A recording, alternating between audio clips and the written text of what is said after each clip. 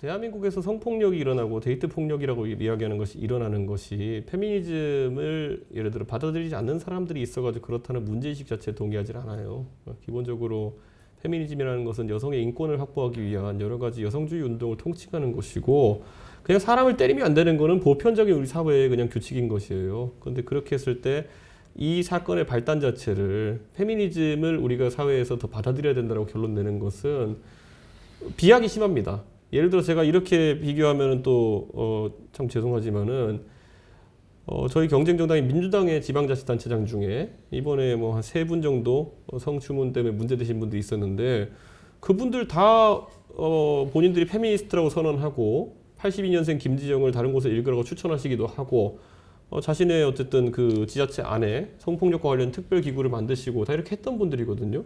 근데 그것과 관계없이 그분들이 그냥 인간으로서 도덕적으로 지켜야 될 선을 지키지 못했기 때문에 다들 그렇게 되신 것인데, 저는 단순히 페미니즘을 외친다 또는 페미니즘을 받아들인다 이런 것의 예방에 크게 도움이 안 된다 이렇게 보거든요. 당장 페미니즘을 굉장히 큰 기치로 내걸고 있는 녹색당에서도 굉장히 안타까운 일이 예전에 일어났고요. 그리고 가깝게는 정의당에서도 저는 굉장히 좀 안 좋은 일이 일어났던 걸로 기억하는데, 그 두 정당 같은 경우에는 페미니즘을 상당히 강하게 받아들이고 있는 정당들인데도 그런 일이 일어났다는 것은 전혀 본질과 관계없는 내용이다, 이런 생각으로 지적하게 됐습니다. 저는 예를 들어 데이트 폭력이고 그에 따른 살인이라고 한다면요, 그걸 뭐 세분화해서 데이트 폭력으로 놓을 수도 있겠지만은 그냥 폭력과 살인입니다. 그러니까 폭력과 살인을 막는 데 있어 가지고는 단순히 무슨 철학적으로 사상적으로 페미니즘을 받아들인다 이상의 어쨌든 사회적인 규범이 필요한 것인데, 너무 좀 비약이 심했다, 제가 계속 그렇게 지적하는 거거든요. 그리고 결과적으로 그럼 페미니즘을 굉장히 본인이 신봉한다고, 또 본인은 페미니즘을 받아들인다고 하신 분들이 그럼 행동이 다른 것이 있느냐. 오히려 지금까지 정치권에서는 그렇게 선언하신 분들이 더 안 좋은 결과가 나타나는 경우가 있었다, 좀 그렇게 봅니다.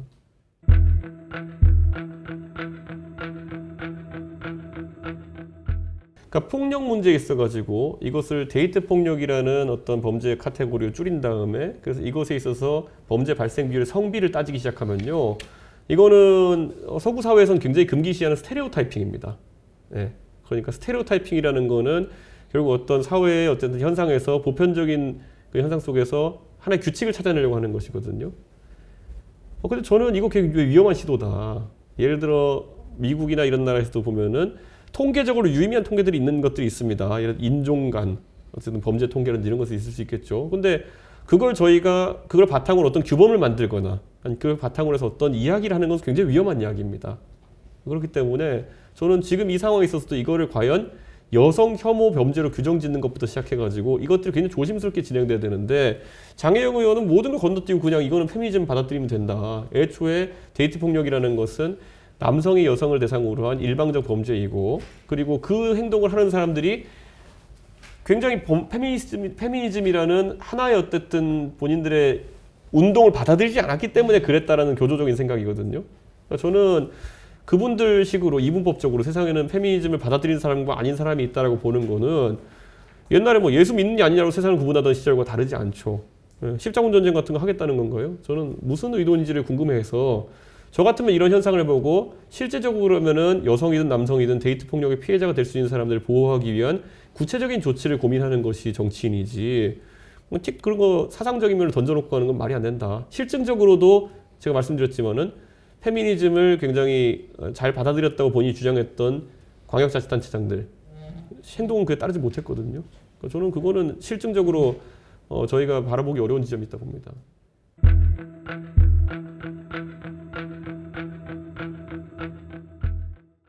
제가 이렇게 얘기 드릴게요. 예를 들어 그러면 우리가 반작용으로 성폭력에서 예를 들어서 여성이 피해자인 비율이 높다고 했을 때, 또는 남성이 가해자인 비율이 높다고 했을 때, 그럼 그에 파생되는 범죄라고 할 수 있는 성폭력 무고에 대해 가지고는 그 반대의 결과가 나올 것이에요.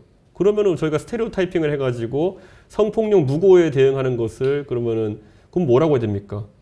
페미니즘에 반대하는 뭐로 얘기해야 됩니까? 그러니까 저는 어떤 특정한 범죄의 경향성을 가지고 그걸 어떤 집단의 어쨌든 그런 어떤 자질로 치환하는 것 자체가 굉장히 위험한 것이 아까 제가 말씀드렸잖아요.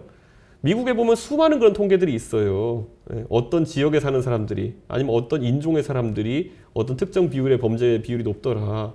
이런 걸 근데 사회과학적으로 어떤 인과관계로 얘기하거나 아니면 그걸 바탕으로 해가지고 규범을 만들기 시작하는 순간 굉장히 위험한 지점이에요. 저는 그래서 데이트 폭력이라는 거는 저는 데이트 폭력은 항상 근절돼야 되는 방향성에 공감하지만은 그 진단이 페미니즘을 받아들이면 된다? 안 믿습니다. 저는 그거를. 근데 그걸 저한테 믿지 않았기 때문에 저한테 무슨 뭐 여러 굴레를 씌우려고 한다면은 저는 그것과는 단호히 맞서겠습니다. 방금 전에 말씀하신 데이트 폭력으로 인한 살인의 그 비율이 예를 들어 뭐 몇 년간 100명 이렇게 됐다고 하셨잖아요. 그럼 우리 사회의 구성원 예를 들어서 뭐 세상의 절반이 남성과 여성이라고 하면은 2,500만 명 중에 예를 들어 100건 이렇게 되는 범죄라고 했을 때 그럼 그것을 위해서 페미니즘 받아들인다는 의미가 뭔가에 대해서 더 구체적으로 설명할 필요가 있어요. 그럼 이걸 예방하기 위해서 2,500만 명에게 교육을 더 해야 된다는 것인지, 그럼 그렇게 했을 때 변화가 일어날 수 있는 확신은 있는지. 왜냐하면 이런 식으로 범죄 예방을 하고 이렇게 할 것 같으면요 굉장히 할 게 많아요. 사실 그것보다 훨씬 빈번하게 일어나는 절도부터 한번 다뤄보자는 거죠. 아니면 그거 외에도 수많은 범죄 유형들 있잖아요. 적어도 몇 년에 100건보다는 훨씬 많이 발생하는 뭐 강도살인 같은 경우에, 그럼 강도살인이 막기 위해 가지고 우리가 무엇을, 그러니까 저는 이것에 대해 가지고 정치하는 사람이면요 법을 만드는 입법부의 일원이기도 하고 장의원 같은 경우에는 냉철한 판단을 해야 되는 거지 단순히 그냥 당신들이 안 믿어서 그렇다 이래버리면 이거는 아까 제가 말씀드렸잖아요. 저 사람들을 우리가 징계해야 되는 이유는 기독교를 믿지 않았기 때문이라는 십자군 전쟁과 다를 게 없는 방향으로 가는 거예요. 저는 이 상황에 대해 가지고는 오히려 실질적으로 데이트 폭력을 근절할 수 있는 방안에 대한 고민을 하면은 저는 당연히 여기 찬성할 겁니다. 제가 반대할 이유가 뭐가 있겠어요? 근데 아까 제가 말했듯이 페미니스트라고 본인이 선언한 사람들의 행동이 그리 도덕적이지 않다는 저희의 아주 작은 샘플이지만 경험적인 그런 결과들을 봤을 때 광역자치단체장 몇 명 된다고요. 하지만 그 중에서 페미니스트 선언을 했던 분들이 굉장히 많은 사고를 쳤거든요. 저 이것만 봐도 그런 어떤 선언적인 것들 아니면 교육 또는 내가 앞선다고 생각하는 선민의식 이것만으로는 범죄를 해결할 수 없다는 겁니다.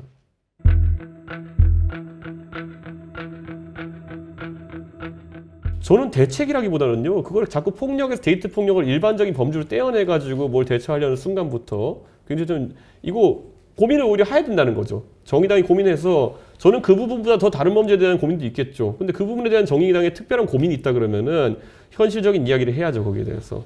본인들이 봤을 때 예를 들어 저 같은 경우에는요. 미국에서 대학교 다닐 때 대학교 가면 가장 먼저 교육하고 사회의 원칙으로 삼은 게 뭐냐면은 no means no예요. no라고 하면 아닌 것이다. 아무리 사귀는 사이라 할지라도 한번 no라고 얘기하면은 그 다음에 이뤄지는 일 같은 경우에는 의사에 반하는 것이기 때문에 강하게 처벌한다. 이런 사회의 규정을 어떻게 만드냐에 대한 것이지 페미니즘 받아들여 이거는 아니거든요. 제가 봤을 때는. 그래서 오히려 만약에 정의당이 그런 것에 관심이 많다고 하면요. 그런 구체적인 걸 했으면 좋겠어요. 저는 공포 조장이라 보진 않고요. 누구나 공포는 느낍니다. 사람이라고 하는 건 공포를 느끼는 게 예를 들어서 비행기가 아무리 교통수단으로서 차보다 사고율이 낮다고 하더라도 비행기 타는 걸 두려워하는 분들이 있을 수 있거든요. 자연스럽고요. 거기에 대해서 저희가 가르치려고 들거나 비난해서는 안 됩니다. 그러나 그렇다고 해가지고 저희가 어떤 그 비행기를 해가지고 다른 어떤 조항을 계속 만들고 이렇게 하는 거는 과학적이지 않은 것처럼 저는 데이트 폭력이나 이런 부분 같은 경우에도 저는 일반적으로 우리가 사회가 폭력에는 엄격하게 대처해야 된다. 이 원칙은 가져가야 되는 것이고요. 거기서 경향성을 찾아내려고 하는 노력, 그거 자체는 좀 위험할 수 있다. 또는 그래서 어떤 집단이 가해자일 확률이 높고 어떤 집단이 피해자일 확률이 높다. 이런 것을 공적인 영역에서 논의하는 거는 저는 되게 위험할 수 있다. 그런 생각을 합니다. 저는 비교 이전에요. 그런 식의 스테레오타이핑 자체를 거부해요. 그러니까 저는 고유정치를 보고 전혀 저는 여성에 대한 두려움이 생기지 않아요. 그러니까 오히려 스테레오타이핑을 하시는 분들이 그런 두려움을 가지고 계신 건데 그 두려움은 자연적인 것일 테니까 저도 인정해요. 그렇다면 자 지금부터 이런 것들을 정치권에서 받아들여가지고 그래서 대책을 세워야 된다 하는 순간 아까 제가 말했잖아요. 성폭력 무고라고 하는 것은 구조적으로 남성이 굉장히 비율이 높을 수밖에 없어요. 그럼 거기에 대해서 두려움을 느끼는 남성이 있다고 하면 성폭력 무고죄에 대해 가지고 굉장히 엄벌을 해야 된다는 주장도 힘을 얻게 되는 것이거든요. 실제로 그런 식으로 이제 나가기 시작하면은 스테레오타이핑 범죄에 대해 가지고 매우 구체적인 대안들을 이제 만들어 나가야 된다는 것이에요. 그래서 제가 거기에 대해서 반박하는 과정 중에서 실제 살인범죄 통계를 보면요. 특정 국가 출신의 범죄 비율이 내국인보다 6배가 높은 나라가 있어요. 그럼 저희가 그걸 인정해야 되나요? 그럼 그 나라 사람을 봤을 때 불안해하는 누군가의 심리를 인정해서 우리가 법을 만들어야 되나요? 저는 그건 아니라 보는 거죠. 그러니까 저희가 이거를 불안해하는데 우리를 어떻게 해줘라고 하는 거는 당연히 인정 가능한 생각인데 그걸 제도화하고 정치권에서 다루려고 그러면은 냉철해야 됩니다. 그러니까 이거 실제로 문제를 해결할 수 있을 것이냐? 저는 아닐 거라 보거든요. 저는 예를 들어 우리가 특정 국가 출신의 외국인의 국내에 왔을 때 범죄 비율이 6배 높다 그래가지고 그럼 그 사람들에 대해 가지고 경고를 한다든지 아니면 그 사람들 그런 게 이제 영화 마이너리티 리포트에 나오는 프리크라임이라는 개념이거든요. 어떤 특정 집단의 범죄 가능성을 높게 예측해가지고 사전적 조치를 한다. 뭐 이런 거잖아요. 이건 우리가 단호히 거부해야 되는 야만이에요. 저는. 예. 그러니까 저는 이것을 이거요. 제가 미국 대학에 다닐 때 어떤 일이 있었냐면요. 저희 학교의 총장이 로렌스 서머스 총장이 여성이 수학과 과학에 있어가지고 뭐 어떻다라는 얘기를 했어요. 그게 그 학자로서 로렌스 서머스라는 굉장히 저명 학자로서 분석은 할 수 있겠지만은 그걸 여성은 수학과 과학에 있어가지고 능력이 어떻다라는 이야기를 하는 것조차 굉장히 저는 문제가 되는 발언이라고 생각했거든요. 네. 왜냐면 다 싸잡는 거잖아요. 그러니까 우리 사회에서 이런 식으로 싸잡는 것 자체를 굉장히 두렵게 생각해야 되는데 너무 쉽게 생각합니다. 지금 보면은. 이걸 한번 허용하는 순간 뭐 우리가 지금까지는 그냥 술자리에서나 지나가는 사람들끼리 하는 얘기들이 사회 담론에 굉장히 공적인 영역이 올라올 수가 있어요. 예를 들어 특정 지역의 사람들은 이렇다라부터 시작해가지고 그걸 뒷받침할 통계 하나만 있으면 되는 거 아닙니까? 그러니까 저는 이거는 절대 경계해야 되는 지점이다 이렇게 봅니다. 저는 가정폭력 같은 경우에도 지금 우리가 엄격하게 지금 다루고 있기 때문에 갈수록 사회적으로 이게 줄어들고 있는 것이고 저는 가정폭력에 있어서도 성별의 문제를 언급할 필요는 없다고 봐요. 저는 가정폭력의 주체는 어느 성별도 될 수 있고요. 피해자도 어느 성별이 될 수 있습니다. 지금 데이트 폭력이라는 것도요. 솔직하게 말하면 저는 오히려 그 관점도 되게 불편한 게 뭐냐면은 여성과 여성 간의 데이트 폭력이 일어날 수도 있어요. 우리 사회에서는. 그런데 그게 어떻게 여성 범죄, 남성의 여성을 대상으로 하는 범죄로 규정 지을 수 있겠습니까? 남성이 남성을 대상으로 해가지고 데이트 폭력이 생길 수도 있다고 보는 관점도 있는 상황이에요. 그러면 저는 성별에서 자유롭게 그걸 언급하는 것이 중요하고 데이트 폭력이라고 하는 것이 어떤 폭력의 한 카테고리 하에서 누구든지 그거는 문제가 있는 상황이다. 그럼 거꾸로 페미니즘 받아들이라는 거는 뭐 다른 안 좋은 시그널을 줄 수 있는 거거든요. 저는 왜 그렇게 거대 담론을 몰아가려고 하는지 모르겠습니다. 그렇기 때문에 저는 데이트 폭력 그 자체에 대해 가지고 그걸 없애기 위해 가지고 젠더 뉴트럴하게 어떤 언급을 하는 것은 전혀 문제가 없습니다.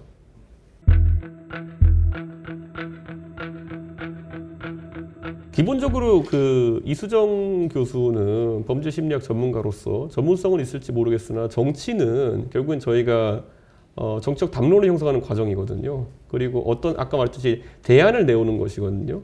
어떤 사안에 대해 가지고 어떤 대안을 가지고 임하느냐에 따라서 저희 당의 방식이 바뀌는 것이거든요. 예를 들어서 여성의 정치 진출이라고 하는 영역에 있어서도요. 민주당이나 아니면 지금까지 기성 정치인들은 할당제라는 모델을 통해 가지고 해결하려고 했어요. 공천하면 여성을 30% 공천 준다. 비례대표에 50% 여성을 공천 준다. 저는 그런데 그 모델 자체가 한 10년째, 20년째 실패했다고 규정하는 것이에요. 그래가지고 여성 정치가 크게 활동하지 못했다. 이렇게 보기 때문에 저는 오히려 여성이든 남성이든지 간에 전혀 어느 쪽도 불리하지 않은 방식으로 경쟁할 수 있는 경쟁의 환경을 만드는 게 중요하다. 칸막이를 두는 것보다. 그러니까 결국에는 방법론의 경쟁이라는 거예요. 그런데 이수정 교수님이 바라보는 방법론이라는 것들이 우리 당의 것들과 많이 호환될 수 있겠느냐라는 것에서 저는 당연히 그거는 제가 그분과 사적으로 소통해 본 적도 없고 그분의 발언이나 이런 걸 통해 가지고 우리 당에서 내놓은 정책들에 대한 평가를 들은 바도 없고 하기 때문에 우리 당에 있는 그런 생각들과 일치하는지 알 수 없다라고 하는 것이죠. 그러니까 저는 예를 들어서 그런 여성의 정치 참여 확대 같은 것도요. 20년 가까이 그런 할당제 모델로 성과가 안 났으면은 다른 모델을 모색하는 것도 방법이에요. 그러니까 제가 항상 이야기하지만 지난 전당대회에서 저희 당에서 제가 당대표로 당선되고 최고위원 4분 중에 3분이 여성이 당선됐어요. 한 분도 할당제 혜택을 보지 않았어요. 근데 그분들이 또 그리고 제가 좋은 성과를 낸 거는 코로나라는 일정한 환경 속에서 조직 선거 같은 것이 사라졌기 때문이거든요. 그러면 사실 지금까지 본질은 여성 정치 참여 확대의 본질은 오히려 그런 어떤 조직 선거 문화를 없애는 것이었던 것이죠. 우연한 기회가 저희가 그걸 확인했지만은 그렇다면 앞으로도 여성 정치나 아니면 어느 누구 남녀노소가 공정하게 정치할 수 있는 환경을 만들기 위해서는 할당제보다는 오히려 경쟁 환경을 정비하는 것이 중요하다는 걸 저희는 아는 거예요.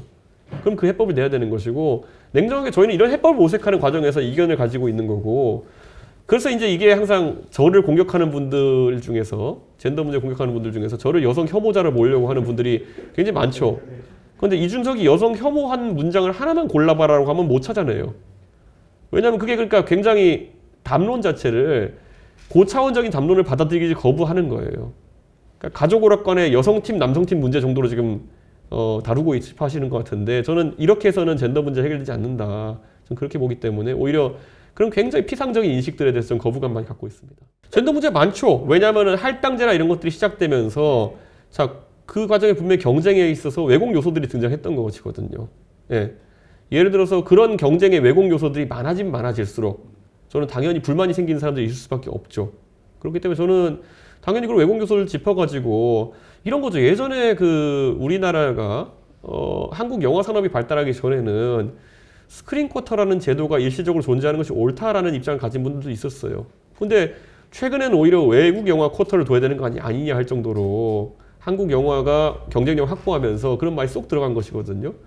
저는 예를 들어 할당제나 이런 것들도 일몰제로 둘 것이냐 아니면 지금 사회가 그러면 여성이 경쟁하기 어려운 환경을 규정하느냐 이런 것 때문에 논의가 있어야 되는 것이고 저는 그런 게 없이 그냥 단순히 그냥 여성팀 남성팀 논리로 이렇게 가다 보면은 당연히 반작용이 있을 수밖에 없죠.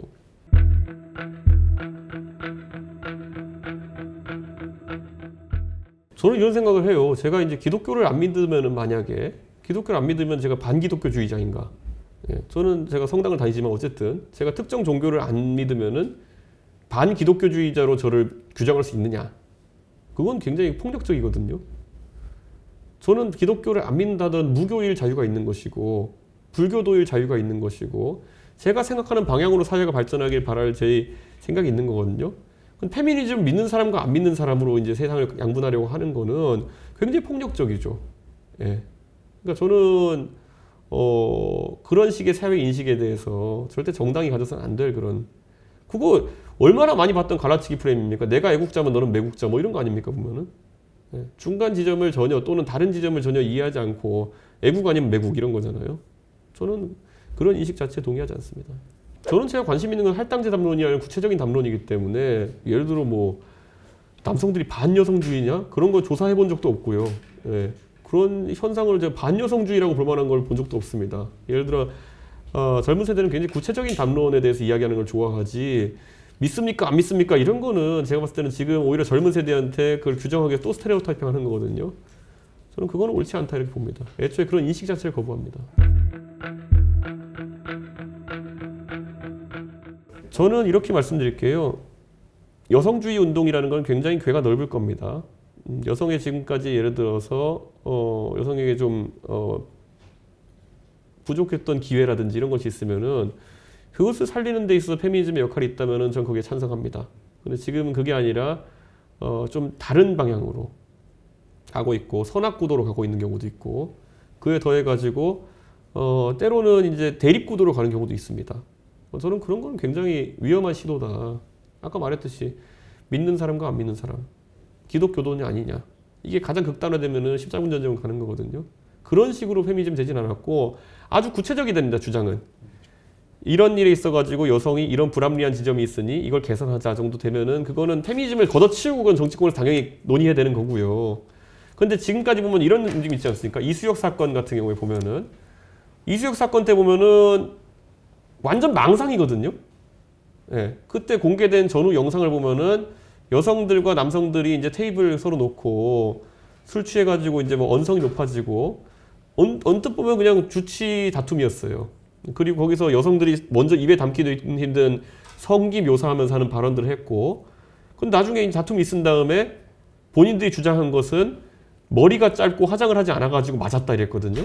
근데 누가 봐도 전후 사정을 보면 그게 아니었어요. 먼저 좀 도발적인 언행을 하고 했던 부분도 있고 했고, 그런데 불구하고 그렇게 했던 거는 거꾸로 본인들이 어떤 잘못을 하고도 이런 거기서 내가 흔히 말하는 머리가 짧고 화장을 안 해서 맞았다고 주장하면 나를 도와줄 사람이 많다라고 생각하는 인식하에서 그런 엄청난 무고를 한 거거든요.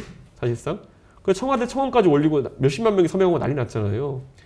그런 현상은 굉장히 위험한 현상입니다. 예.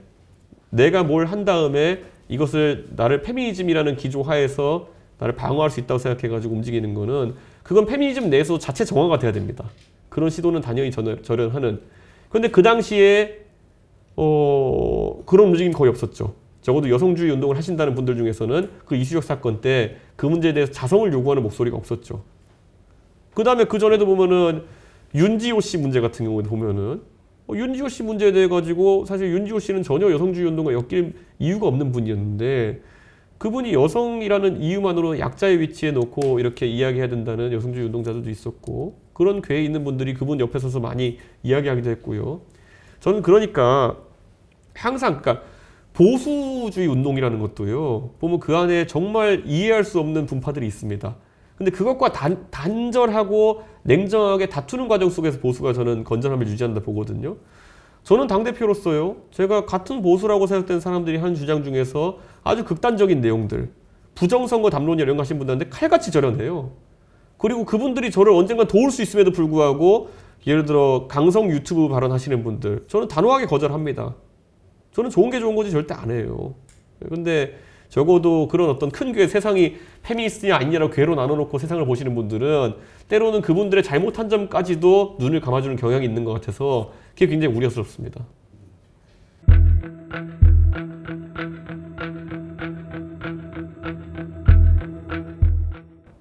제가 지적한 점 이걸 왜 페미니즘과 엮습니까? 라고 지적했는데 뭘 잘못 짚었다는 건지 본인이 페미니즘이면 괜히 엮어가지고 문제가 된 것이지 데이트 폭력을 없애자 그랬으면 제가 아무 말 할 얘기 없어. 저도 동의하기 때문에 데이트 폭력을 더 강하게 처벌하기 위한 법을 만들자고 전 동의할 거예요.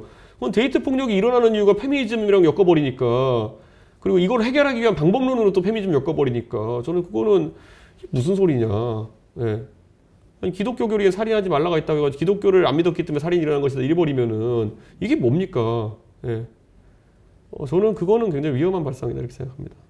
저는 제가 어떤 분들이 조어해낸 단어들에 대해 가지고 그렇게 제가 하나씩 반응할 생각은 별로 없고 데이트 폭력이라는 것도 사실 그것을 이번에 장혜영 의원이 다시 이제 그전까지는 온라인 매체 한 곳에서만 썼던 교제 살인이라는 용어를 통해 가지고 새로운 어떤 아젠다를 만들어 보려고 하는 것인데 뭐 하려면 하십시오. 그런데 그게 뭐 저는 데이트 폭력과 교제 살인에 있어 가지고 용어를 새롭게 정의해서 뭐 새로운 주장이 있는지는 잘 모르겠습니다. 뭐 원래 그렇게 하시는 분도 있어요. 뭐 장애인 표현이 불편하니까 장애우 하자고 하는 분도 있고. 근데 그건 뭐 본인들의 생각이고, 예.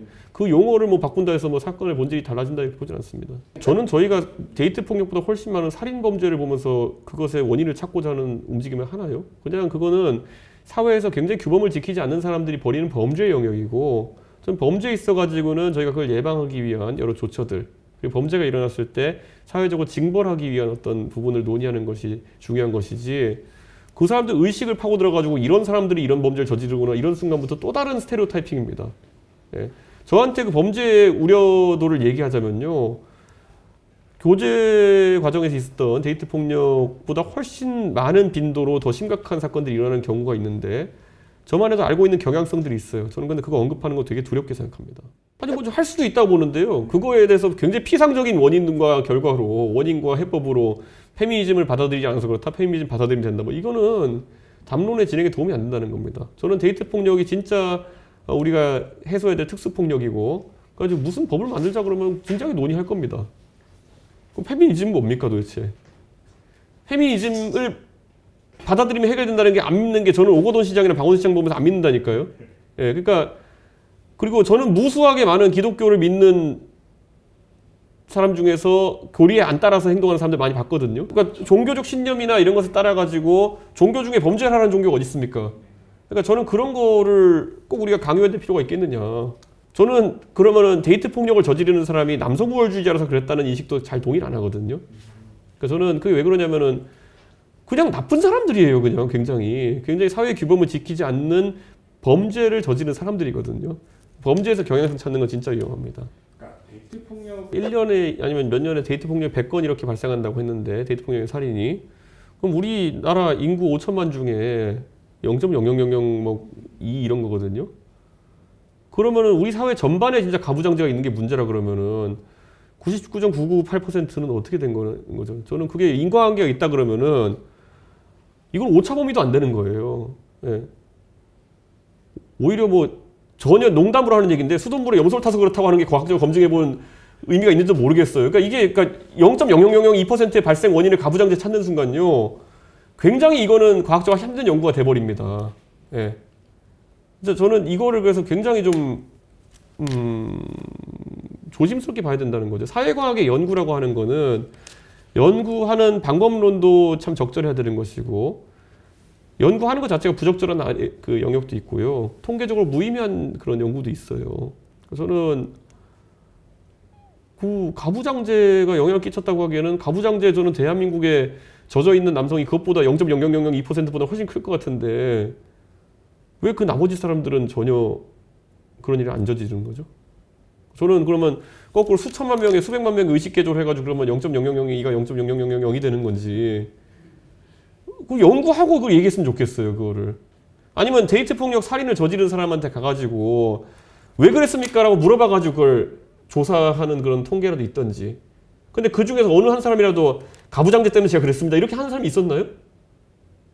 그러니까 저는 이건 굉장히 연구가 사회과학적으로 잘 돼야 되는 것인데 뭐 이렇게 던질 것 같으면은 제가 그냥 아니 진짜 반전 운동하시는 분들 중에는 보면은 저는 전혀 동의하지 않지만 우리나라 남성들이 군대를 갔다 와서 폭력적이라는 사람들도 있어요. 근데 그런 소수 의견이면서 정말 과학적으로 입증 안 되는 의견을 저희가 받아들여야 되냐는 것이죠. 예. 전 작다고 간과하는 게 아니고요. 아까 거기에서 그러면 원인과 분석이라고 결과라고 내놓은 게 페미니즘을 안 받아들였기 때문이고 페미니즘으로 해소할 수 있다라고 하는 것 자체가 뭔 소리냐 이런 거고요. 그 전에도 보면 아까 가부장제 때문에 그렇다도 이게 뭔 소리냐 이거고요. 그러니까 적어도 사람들을 사회 변화를 위해 가지고 설득하기 위해서는 적어도 분석과 결과가 있어가지고 다수가 공감할 수 있는 방향으로 해야지만이 정치적으로 제도화도 할 수 있고 이런 거거든요. 그런데 지금 나온 담론들 같은 경우에는 오히려 데이트 폭력하면은 엄벌에 처한다 보다도 효과가 약해 보여요. 예. 데이트 폭력에 있어가지고 이건 특정 범죄로 지정해가지고 형량을 늘린다 하는 것보다 훨씬 효과가 약해 보여요. 그러니까 저는 그런 것들, 그러니까 저는 실질적인 이야기를 해야 된다. 정치권에서는 종교적 담론으로 가면 안 되죠. 종교적 담론 비슷하게 가면 안 되죠. 이거는 믿으면 천국 가고 아니면 안 된다. 이런 건 안 되죠. 저희가 정치하는 사람들이. 저는 데이트 폭력도 엄벌해야 된다고 생각하고요. 그리고 그 무고도 엄벌해야 된다고 생각하거든요. 저 같은 사람은 그냥 실질적인 해결 방법을 모색하는 거고요. 데이트 폭력에 페미니즘을 적용하려고 하는 사람들은 성적인, 젠더적인 측면을 가미해서 해법을 만들려고 하니까 문제가 되는 거예요. 그러니까 하나는 받아들이고 하나는 못 받아들이는 거죠. 저는 그게 아니라 둘 다 엄벌해야 되는 주의예요. 저는 간단합니다. 아주 그러니까. 저는 젠더와 관계없이 남자가 여자를 데이트 폭력하든지 아니면 여자가 남자를 데이트 폭력하든지 여자가 여자를 데이트 폭력하든지 남자가 남자를 데이트 폭력하든지 저는 다 엄벌해야 된다고 생각해요. 예. 그러니까 저같이 생각하는 사람이 굉장히 논리적 허점이 없는 거지. 그걸 젠더 범죄로 만들어버리는 순간부터 그러면은 뭐라고 받아들여야 됩니까?